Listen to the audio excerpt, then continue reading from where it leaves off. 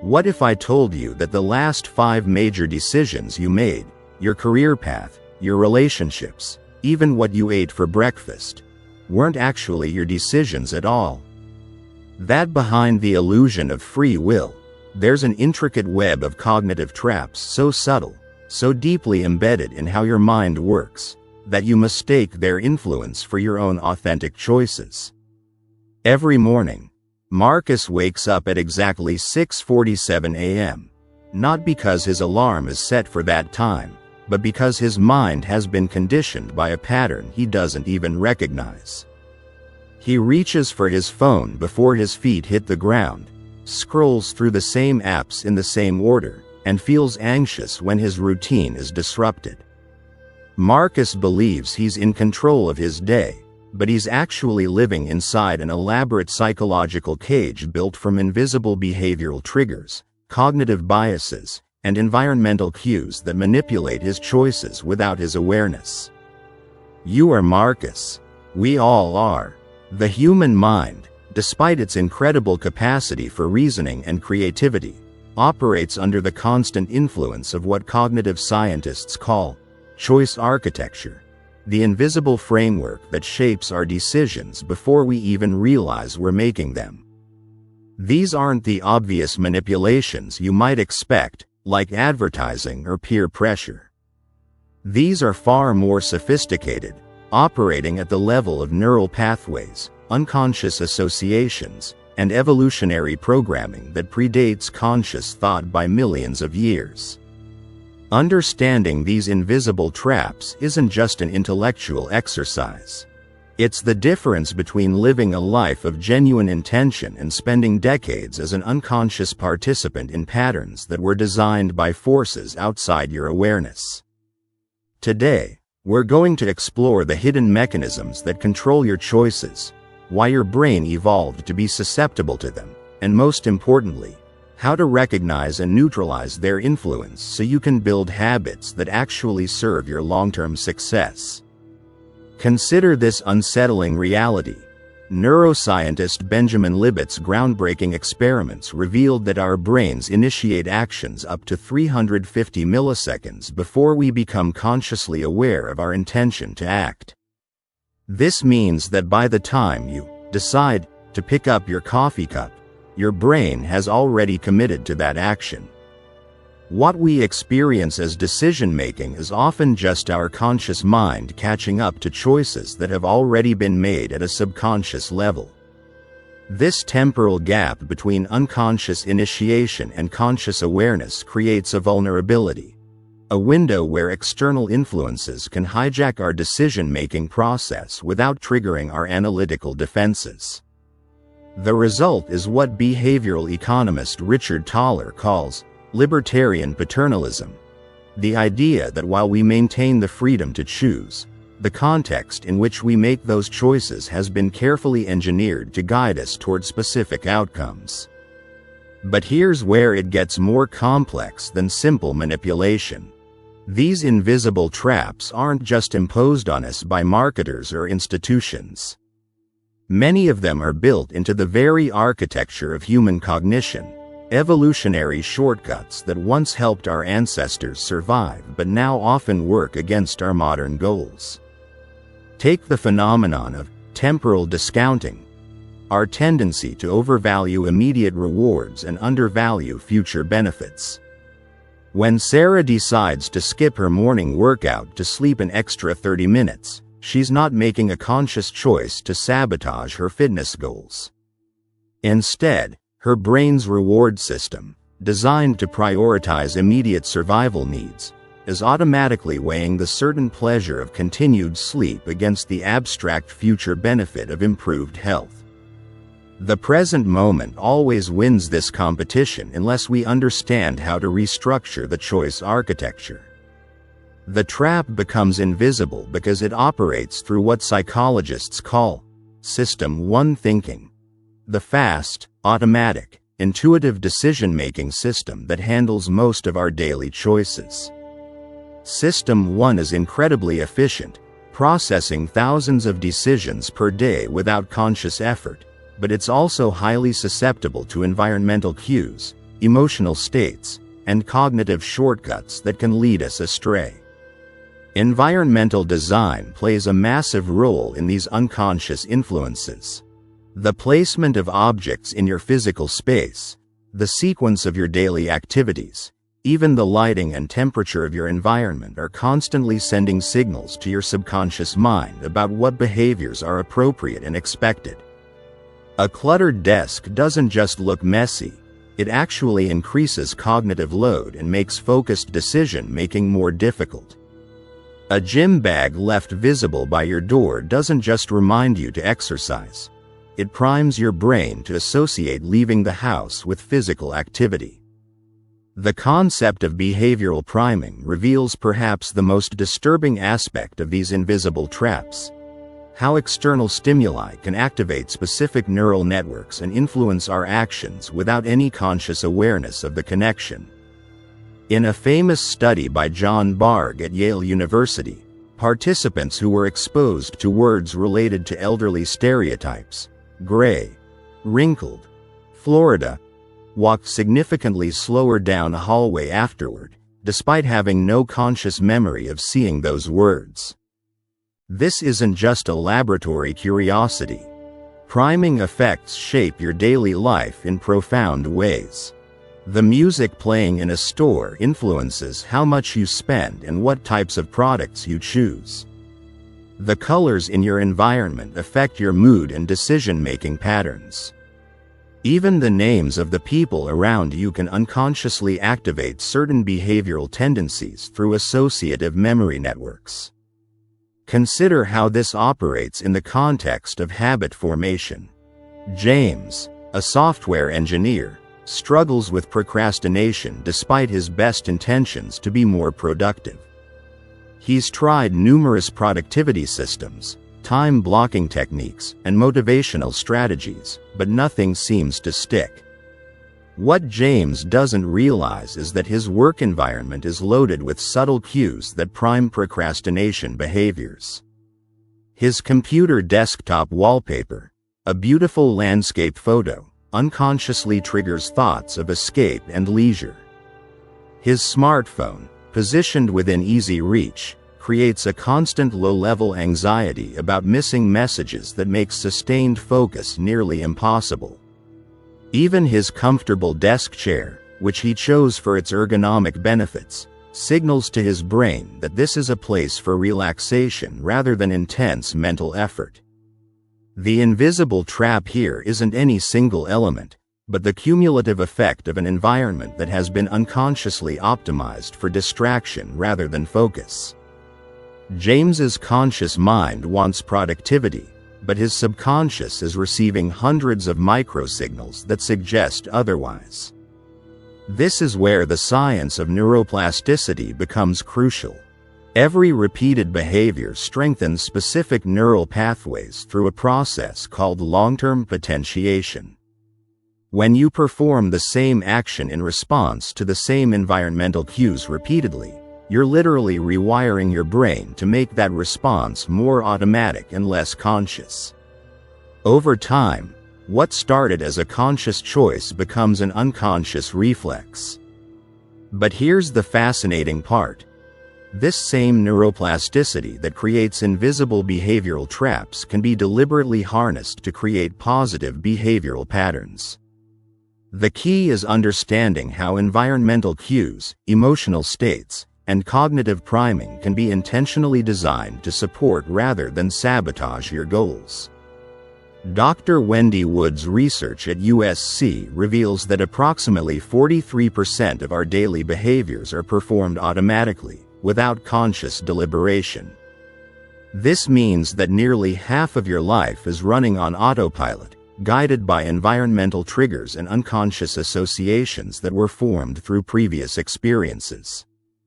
The question isn't whether you'll be influenced by invisible forces, it's whether you'll understand and direct those forces or remain unconscious of their control over your life.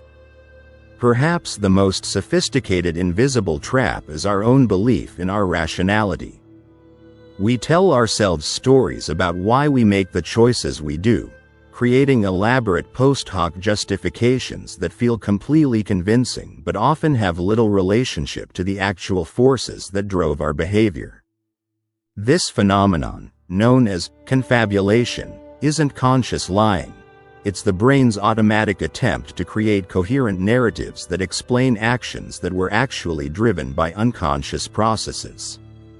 Think about the last time you made an impulse purchase. If someone asked you to explain why you bought that item, you'd probably provide a reasonable-sounding explanation. I needed it, it was a good deal, or, I've been meaning to get one of those. But the reality is likely far more complex and less flattering to your sense of autonomous decision-making. The purchase was probably influenced by a combination of factors you weren't consciously tracking.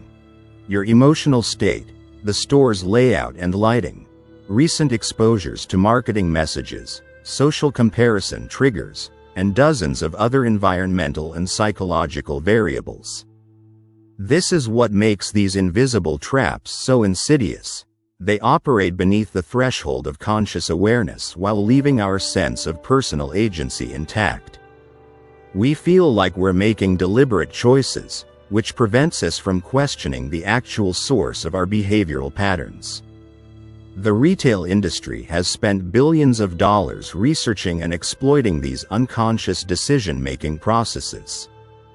Grocery stores place milk and bread at opposite ends of the store not out of convenience, but to force customers to walk past more potential impulse purchases. The eye-level shelves contain the highest margin items, while less profitable options are placed higher or lower where they require more intentional searching. Even the size of shopping carts has been calibrated to influence purchasing behavior. Larger carts make your purchases look smaller in comparison, encouraging you to buy more to reach what feels like an appropriate amount. But these same principles operate in every area of your life, not just in commercial contexts. Your social environment is constantly shaping your behavioral choices through invisible mechanisms of social proof, conformity pressure, and identity signaling. The people you spend time with, the media you consume, even the language patterns you're exposed to are all influencing your decisions in ways that feel natural and self-determined but are actually highly predictable responses to social and environmental cues. Rachel, a marketing professional, believes she maintains a healthy work-life balance through conscious effort and good time management. But a closer examination reveals that her behavior is actually driven by invisible social pressures within her company culture. She stays late not because her work requires it, but because leaving at 5 p.m. feels socially awkward when most of her colleagues remain at their desks. She checks email during personal time not because it's necessary, but because the anxiety of falling behind in the constant stream of communication feels more uncomfortable than sacrificing her leisure time. Her choice to prioritize work over personal time isn't really a choice at all. It's an unconscious response to environmental pressures that have been normalized within her professional context. The trap is reinforced by the story she tells herself about being dedicated and responsible, which makes her feel good about behaviors that are actually undermining her long-term well-being and effectiveness. This narrative self-justification prevents her from recognizing the external forces shaping her decisions and developing strategies to counteract them. Escaping these invisible traps requires a fundamental shift from trying to rely on willpower and conscious decision-making to designing environmental and psychological systems that make beneficial choices automatic and detrimental choices more difficult.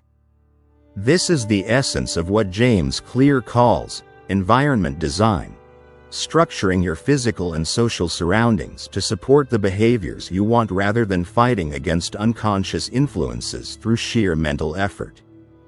The first strategy involves conducting what I call a behavioral audit of your current environment. This means systematically examining the cues, triggers, and choice points in your daily routine to identify where invisible influences might be operating. Start by tracking your automatic behaviors for a week without trying to change anything. Notice what you do immediately after waking up, how you move through your living space, what triggers certain emotional states, and when you find yourself making choices that surprise you upon reflection. For example, David discovered that his afternoon energy crashes weren't caused by natural circadian rhythms, as he had assumed, but by a series of environmental factors he hadn't consciously connected. His office faced a window that received harsh direct sunlight between 2 and 4 p.m., creating subtle eye strain that increased mental fatigue. His habit of eating lunch at his desk meant he never got a psychological break from work mode, preventing the natural restoration that comes from changing contexts. And his tendency to drink coffee throughout the morning created an artificial energy peak that made the natural afternoon dip feel more dramatic than it actually was. The invisible trap wasn't any single factor, but the interaction between multiple environmental and behavioral patterns that created a predictable energy crash. Once David understood this system, he could redesign it, relocating his desk to avoid direct sunlight, establishing a lunch break routine that included a brief walk outside, and timing his caffeine intake to complement rather than fight his natural energy rhythms. The second strategy focuses on what behavioral scientists call friction design, making unwanted behaviors more difficult and desired behaviors easier through small environmental modifications. This isn't about eliminating choices, but about changing the default options and effort requirements associated with different behavioral paths. If you want to reduce social media usage, don't rely on willpower to resist the urge to check your phone. Instead, increase the friction by logging out of apps after each use, moving social media apps off your home screen, or using website blockers during focused work periods. If you want to exercise more consistently, decrease the friction by preparing your workout clothes the night before, choosing a gym that's on your commute route, or investing in home equipment that eliminates travel time. The key insight is that small changes in environmental friction can produce disproportionately large changes in behavior because they work with, rather than against, your brain's natural tendency to take the path of least resistance. The third strategy involves cognitive distancing, developing the ability to observe your own thought processes and behavioral impulses with detachment rather than immediately acting on them. This isn't about suppressing unwanted thoughts or urges, which research shows is largely ineffective and often counterproductive. Instead, it's about creating a brief pause between stimulus and response that allows your conscious mind to evaluate whether your automatic behavioral impulse aligns with your longer-term goals. One powerful technique for developing cognitive distancing is what psychologist Ethan Kross calls self-distancing, referring to yourself in the third person when analyzing your behavior and decision-making. Instead of asking, "Why do I keep procrastinating on this project?" ask, "Why does your name keep procrastinating on this project?" This simple linguistic shift activates different neural networks associated with analytical thinking rather than emotional reactivity, making it easier to see patterns and influences that remain invisible when you're fully identified with your immediate experience. The ultimate goal isn't to eliminate all unconscious influences on your behavior. That would be neither possible nor desirable, since many automatic processes serve important functions and free up cognitive resources for more important decisions. Instead, the objective is to become conscious of which unconscious influences are operating in your life and to deliberately design systems that align those influences with your values and long-term objectives. This requires what I call metacognitive awareness, the ability to think about your thinking, to observe your behavioral patterns from a systems perspective rather than getting caught up in the immediate experience of individual choices. Most people live their entire lives inside their automatic behavioral patterns without ever stepping back to examine the invisible forces that shape those patterns. Developing this metacognitive awareness is a skill that improves with practice. Start by identifying one area of your life where you feel like your actions don't consistently align with your intentions. Maybe it's health behaviors, work productivity, or relationship patterns. Instead of trying to change the behaviors directly, spend time observing and documenting the environmental cues, emotional states, and social influences that precede those behaviors. Look for patterns that repeat across different contexts. Do you make impulsive decisions when you're stressed? Are there certain times of day when your self-control is consistently lower? Do specific environments trigger particular behavioral responses? Are there people in your life whose presence seems to activate certain versions of yourself? Once you identify these patterns, you can begin to design interventions that work at the level of causes rather than symptoms. If stress triggers impulsive decision-making, develop stress management systems rather than trying to resist impulses through willpower. If certain environments trigger unwanted behaviors, modify those environments or develop strategies for navigating them more consciously. The final piece of this puzzle involves recognizing that mastering your behavioral patterns is an ongoing process rather than a destination. The invisible forces that shape human behavior are constantly evolving as technology advances, social norms shift, and new environmental pressures emerge. What worked to maintain conscious choice in one phase of your life may become inadequate as your circumstances change. This is why building what psychologists call behavioral flexibility, the ability to adapt your behavioral strategies as conditions change, is more valuable than trying to establish perfect habits that work in all situations. Behavioral flexibility requires maintaining awareness of your own behavioral patterns while remaining open to adjusting those patterns when they no longer serve your goals.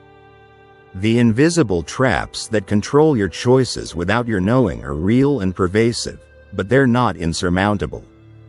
By understanding how environmental cues, cognitive biases, social influences, and neurological patterns interact to shape your behavior, you can move from being an unconscious participant in these systems to being a conscious architect of your own behavioral patterns. The question isn't whether you'll be influenced by forces beyond your immediate awareness, you will be. The question is whether you'll understand and direct those forces or remain their unconscious subject. The choice, perhaps ironically, is yours to make.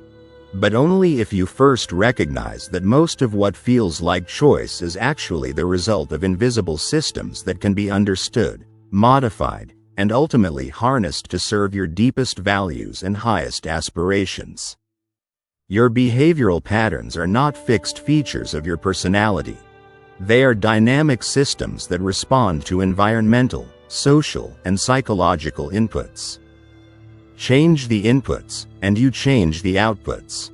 Understand the system, and you can redesign it. The invisible traps only remain traps as long as they remain invisible. Remember to subscribe for more science-based insights on building habits that create lasting success, and let me know in the comments which invisible influences you've discovered in your own life.